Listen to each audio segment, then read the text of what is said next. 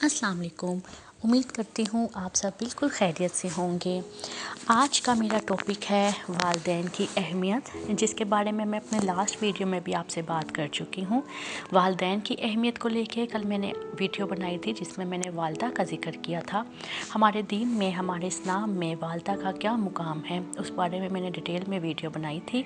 मुझे उम्मीद है कि आपको मेरी वो वीडियो पसंद आई होगी। जिन्होंने अभी तक मेरी वो वीडियो नहीं देखी, काइंडली मेरी वीडियो देखें, उसको लाइक करें, सब्सक्राइब करें, कमेंट करें और शेयर करें। और आज मैं जिस टॉपिक पे बात कर रही हूँ वो है वालिद का मुकाम।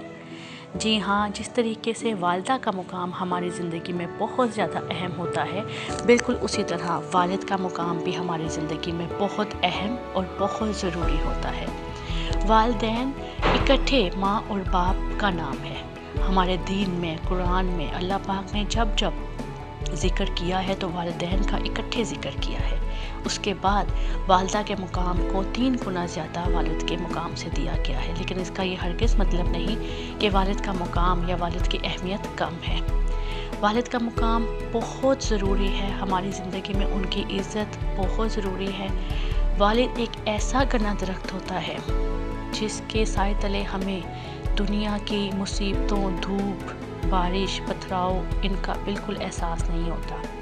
ये एक ऐसी छत होती है जिसके तले हम ज़िंदगी गुजार रहे होते हैं तो हमें नहीं मालूम होता कि बाहर की दुनिया कितनी ज़्यादा ख़तरनाक है। बाहर की दुनिया के पथराव, बाहर की दुनिया की तीर, बाहर की दुनिया की गर्मी सर्दी क्या है वो हम नहीं जान पाते। क्यों? क्योंकि वो बाप ही होता है जो हम पे आने वाली सख्तियों को अपने ऊपर बर्दाश्त करता है। वो बाप ही होता है जो हर महीने जितना भी कमाता है उसकी कोशिश यही होती है कि वो सब कुछ अपने बच्चों पे लुटा दे, अपने बच्चों की ज़रूरियात पूरी करने पे लुटा दे। वो उन सब में से कुछ भी अपने लिए नहीं ख़रीदता, लेकिन वो अपने बच्चों की पढ़ाई, अपने बच्चों का रहन सहन, अपने बच्चों का खाना पीना, पहनना ओढ़ना, इन सब में कभी भी कोई कॉम्प्रोमाइज़ नहीं करता है। बाप वो हस्ती है जिसका कोई भी मुकाबला नहीं कर सकता। लाख आपको कोई भी कह दे कि हम आपके वारिस हैं या हम आपका सहारा है, लेकिन जो बाप वाहिद सरपरस्त होता है वो बाप ही होता है। वो वाहिद सरपरस्त होता है जो कि हमारे सही मायनों में हिफाजत करता है और हमें हिदायत देता है। वालिदैन के हम पे बहुत से हकूक़ हैं। एक 7 हकूक़ मैं आपको बताने जा रही हूँ वालिदैन के, जो दौरान हयात मतलब उनकी ज़िंदगी में उनको जो है वो उनके हकूक़ पूरे करने चाहिए। सबसे पहले तो उनका आता है अज़मत, यानी कि उनका एहतराम करना, उनकी इज़्ज़त करना हर सूरत में। जैसे कि कुरान पाक में है कि तुम उनको उफ़ तक ना कहो, और जब वो बुढ़ापे में चले जाए तो उनके साथ हुस्न सलूक करो। फिर उसके बाद आती है मोहब्बत। वही मोहब्बत उनको देनी है, वही उल्फत देनी है, वही उनसियत देनी है जो उन्होंने हमारे बचपन में हमें दी। जिस तरीके से उन्होंने हमें चलना सिखाया, हमें बोलना सिखाया, हमारा शोर शराबा, हमारी जो हम उनके को तंग करना, हमारी कितनी चीज़ें जो हमें समझ नहीं आती उनका हमें समझाना, वो सब अब ये वक्त आता है कि हमने उनको लुटाना होता है। हमने उनको वही मोहब्बत देनी होती है, अपना वही वक्त देना होता है। उसके बाद आती है अतात। जिस तरीके से अल्लाह पाक ने हर जगह अपने अतात के बारे में कहा है कि मेरी अतात करो, मेरी नाफरमानी ना करो, मेरे साथ शिर्क ना ठहराओ। जो शिर्क करेगा मेरे साथ वो सबसे बड़ा जो है वो कबीरा गुनाह में आता है। और बिल्कुल उसके साथ ही कई आयात में अल्लाह पाक ने फरमाया है कि अपने माँ बाप की भी फरमाबरदारी करो, अपने माँ बाप के साथ हुस्न सलूक करो, अपने माँ बाप की नाफरमानी ना करो। चौथे नंबर पे आता है खिदमत। उनके हर तरह के काम करना, उनके काम आना, किसी चीज़ में भी जो है वो नाक मुंह नहीं चढ़ाना कि ये काम मुझसे नहीं हो रहा या ये काम मैं अभी कर देता हूँ, ये काम अभी जो है वो कुछ देर बाद हो जाएगा, आप बार बार ये काम क्यों करवा रहे हैं। तो हर लिहाज से उनकी खिदमत की जाए, हर तरह से उनकी खिदमत की जाए, चाहे वो जवान हों, चाहे वो बुढ़ापे में चले गए हों। फिर आता है फ़िक्र राहत, मतलब उनकी फैसिलिटीज़ का, उनकी आराम का हर तरह से ख्याल रखना। चाहे वो सो रहे हैं तो उनकी नींद ख़राब ना हो, चाहे वो हर तरह का जो है वो आराम हो। उसके बाद आता है रफ़ाए हाजत, मतलब उनकी ज़रूरियात पूरी करना इस तरह से कि अल्लाह ना करे अगर किसी के वालिदैन को बुढ़ापे में जाके इस तरीके से कोई मसला आ जाए, जैसा फालिज का मसला या इस तरीके से कोई भी जिसकी वजह से वो खुद चल के वॉशरूम ना जा सके या कोई भी ऐसी वजह, تو اس میں بالکل بھی یہ چیز جو ہے وہ ہم اس چیز میں حد تک محسوس نہ کریں یا برا نہ منائیں، کیونکہ ہمارے بچپن میں بھی ہمارے ماں باپ نے بالکل اسی طریقے سے ہمارا خیال رکھا ہوا ہے، اور یہ وقت آتا ہے کہ ہم نے ان کا یہ ریٹرن کرنا ہوتا ہے، اور بار بار ان کا خیال رکھنا، ان کی زیارت کرنا۔ مگر اگر آپ علیحدہ گھر میں بھی رہ رہے ہیں یا کچھ ایسی وجہ ہے جو آپ ان سے دور ہیں، تو کہیں نہ کہیں آپ ان کا اس چیز کا خیال رکھیں کہ آپ ان کے بارے میں چیک اینڈ بیلنس رکھیں۔ اب جس طریقے سے ٹیکنالوجی کا دور ہے اور اب کوئی بھی چیز جو ہے وہ ناممکن نہیں ہے، mobile, audio calls, video calls ہر طرح سے اویلیبل ہے، تو آپ گاہے بگاہے ان کا خیال رکھیں۔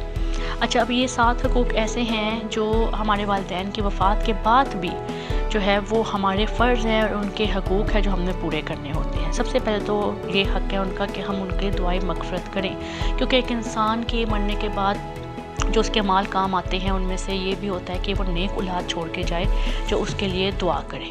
جیسے ہی ہم ان کے لیے دعا کرتے ہیں وہ دعا فوراً قبول ہوتی ہے۔ ان سے جو ہے وہ ان کے لیے اللہ تعالیٰ سے معافی، رحمت کی درخواست کرنا۔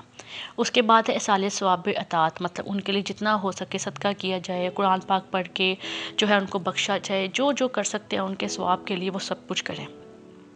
اس کے بعد آتا ہے ان کے عزیز و اقارب کے ساتھ اچھے طریقے سے بات کرنا، مطلب اگر ان کا جو رویہ ہے وہ اگر آپ کو لگتا ہے کہ نہیں بھی صحیح، لیکن آپ نے اپنی طرف سے اپنے والدین کے لیے کہ یہ میرے والدین کے رشتہ دار تھے، یہ میری والدہ کا بھائی تھا، یا یہ میرے جو ہے وہ والد کی بہن ہے، آپ نے اپنا یہ فرض نبھانا ہے کہ آپ نے اپنے والدین کے جو ہے نا وجہ سے ان کا منہ کر کے آپ نے ان کے ساتھ عزت و احترام کے ساتھ پیش آنا ہے۔ اس کے بعد آتا ہے ادائے دین و امانت، مطلب اگر کوئی آپ کے والدین پہ کوئی قرض تھا جو کہ وہ اپنی زندگی میں ادا نہیں کر سکے تھے، اور آپ کو اس کے بارے میں معلوم ہوا ہے، تو آپ وہ جلد از جلد جو ہے وہ قرض ادا کریں، کیونکہ وہ آپ کا ہی فرض بنتا ہے، ٹھیک ہے۔ اس کے بعد ہے تنقید جائزہ وصیت، ان کی جو ہے جو بھی وہ وصیت کر کے گئے ہیں اس پر عمل کرنا ہے، نہ کہ جو ہے وہ اپنے پاس سے ان کی وصیت پہ ایڈیشن کروانی ہے، یا ان کی وصیت پر جو ہے وہ آپ نے یہ کہنا ہے کہ یہ ہم اس سے راضی نہیں ہیں، اس طرح کا کوئی بھی معاملہ نہیں کرنا۔ جو بھی وہ وصیت کر کے گئے ہیں آپ نے ان پر عمل کرنا ہے، اور گاہے بگاہے ان کی قبر کی زیارت کرنا۔ ان کی قبر پر آپ کا کام ہے کہ آپ جو ہے وہ لازمی جائیں، ہر جمعے کو جائیں۔ جو بھی آپ کے والد یا والدہ میں سے کوئی بھی اگر وفات پا چکے ہیں یا دونوں وفات پا چکے ہیں، تو آپ کا کام ہے کہ آپ اپنے والدین کی زیارت کریں لازمی۔ اس کے بعد بات آتی ہے قرآن و احادیث میں، تو میں آپ کو بتاتی چلوں کہ حضور اکرم صلی اللہ علیہ وآلہ وسلم نے فرمایا ہے کہ باپ جنت کے دروازوں میں سے بہترین دروازہ ہے، چنانچہ تمہیں اختیار ہے خواہ اس کی نافرمانی کر کے اس کا دل دکھا کے اس دروازے کو ضائع کر دو، یا اس کی فرما برداری اور اس کو راضی رکھ کر اس دروازے کی حفاظت کرو۔ مطلب یہی کہ اگر ماں کے قدموں تلے جنت ہے تو باپ اس جنت کا دروازہ ہے، اور جب تک آپ دروازہ نہیں کھولیں گے تو آپ جنت میں نہیں جا سکیں گے۔ تو یہی جو اشارہ ہے حضور اکرم صلی اللہ علیہ وآلہ وسلم نے دیا ہے کہ وہ تمہارے ہاتھ میں ہے کہ تم اس کو کس طریقے سے استعمال کرتے ہو۔ اگر تمہیں جنت میں جانا ہے تو تمہیں اپنے باپ کی فرما برداری کرنی پڑے گی، اس کا قطعی دل نہیں دکھانا پڑے گا، اس کا کوئی بھی جو حکم ہے جائز وہ رد نہیں کرنا پڑے گا۔ اور اگر تم چاہتے ہو کہ تم جو ہے وہ تمہیں جنت نہ ملے تو تم بھی ٹھیک ہے ان کی نافرمانی کرو اور جو ہے وہ فرما برداری کو ایک طرف رکھ دو۔ تو یہ انسان کے ہر معاملے جس طرح انسان کے اپنے ہاتھ میں ہوتا ہے، اللہ پاک نے تو واضح طور پہ ہر چیز کو جو ہے وہ ظاہر کر دیا کہ ہر معاملے میں کہ انسان کے لیے کیا بہتر ہے، چاہے وہ اس دنیا میں ہے چاہے وہ اگلی دنیا میں ہے۔ اس کے علاوہ ہے اگر ماں باپ اپنی ضرورت سے اولاد کے مال و سامان میں سے کوئی چیز لے لیں تو خبردار ہرگز برا نہ مانیں، نہ اظہار ناراضگی کریں، بلکہ یہ سمجھیں کہ میں اور میرا مال سب ماں باپ ہی کا ہے۔ ایک حدیث شریف میں آتا ہے کہ حضور اکرم صلی اللہ علیہ وآلہ وسلم نے ایک شخص سے فرمایا تو اور تیرا مال سب تیرے باپ کا ہے، کیونکہ جو چیز یہ ہوتی ہے انویسٹمنٹ ہمارے ماں باپ نے، بالخصوص باپ نے، کیونکہ وہ کماتے ہیں، کمائی کی طرف کی میں بات کر رہی ہوں، اور انہوں نے ہم پہ انویسٹ کیا ہوتا ہے، تو ہم یہ نہیں کہہ سکتے کہ یہ ہمارا ہے، کل کو ہم کمانا شروع کر دیں تو ہم کہیں کہ یہ ہمارا ہے، ایسی بات نہیں ہے۔ انسان کی کمائی پہ جو سب سے پہلا حق ہوتا ہے وہ اس کے ماں باپ کا ہی ہوتا ہے۔ اس کے بعد پھر اس کی بیوی کا اور بچوں کا ہوتا ہے۔ تو یہ چیز آپ قطعی جو ہے وہ اب آپ مت اس چیز کو نظر انداز کر دیا کریں کہ نہیں بھائی ماں باپ نے جو ہم پہ خرچ کیا یا ماں باپ نے جو ہمیں کما کر دیا وہ تو ان کا فرض تھا، ہم جو کما رہے ہیں وہ دینا ہمارا فرض نہیں ہے۔ ایسی بات بالکل نہیں ہے۔ سب سے پہلے ہماری کمائی پہ چاہے وہ جو ہے وہ بیٹے ہیں یا بیٹی ہے، اگر وہ کما رہی ہے تو اس پہ سب سے پہلے ان کے جو ہے وہ والدین کا ہی حق ہے، ٹھیک ہے۔ اس کے بعد قرآن پاک کی آیت بنی اسرائیل میں دعا ہے، اے میرے پروردگار میرے والدین پر رحمت کیجیے جس طرح انہوں نے مجھ کو بچپن میں رحمت اور شفقت کے ساتھ پالا تھا۔ والدین کے ساتھ نیک سلوک کرو، اگر تمہارے پاس ان میں سے ایک یا دونوں بوڑھے ہو کر رہیں تو انہیں اف تک نہ کہو، نہ انہیں نہ جھڑک کر جواب دو، بلکہ ان کے ساتھ احترام کے ساتھ بات کرو۔ تو یہ جو ہے آپ کو قرآن و احادیث کی روشنی میں نے والد کی اہمیت کے بارے میں بتایا ہے۔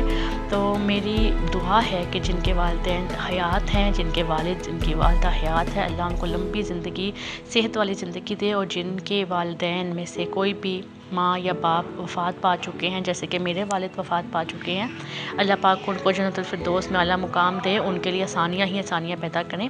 امید کرتی ہوں آپ کو میری آج کی ویڈیو پسند آئے گی، دعاؤں میں یاد رکھیے گا۔